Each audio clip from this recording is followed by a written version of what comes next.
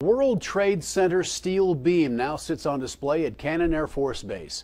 News Channel 10's Jennifer Moots joins us now live in the News Center after spending the day in Clovis with the history behind this 9/11 artifact.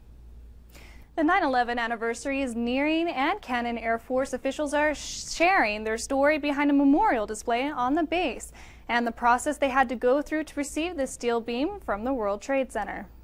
343 firefighters lost their lives in New York City on the day of the attacks, and this is something Canyon's fire station made sure was on display along with the steel beam. Assistant Chief Todd Miller was in charge of filing a petition to receive this piece that he felt would represent firefighters and their sacrifices. Follow the investigations and the sorting of the materials and deciding which pieces would be made available. There was a process in place where certain organizations could petition. They had certain requirements. Where would it be placed?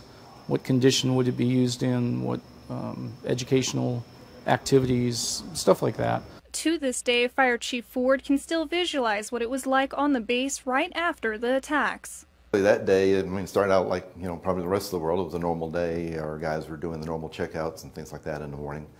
And got called into one of the offices and said, hey, somebody's just ran into the tower with an airplane. And we went and started watching TV and followed it like everyone else did. Wasn't too much longer. A couple hours later, we went to very high alert conditions and the base shut down. In 2011, the base held its first memorial service unveiling the steel beam, which now stands at the entrance of the base fire station.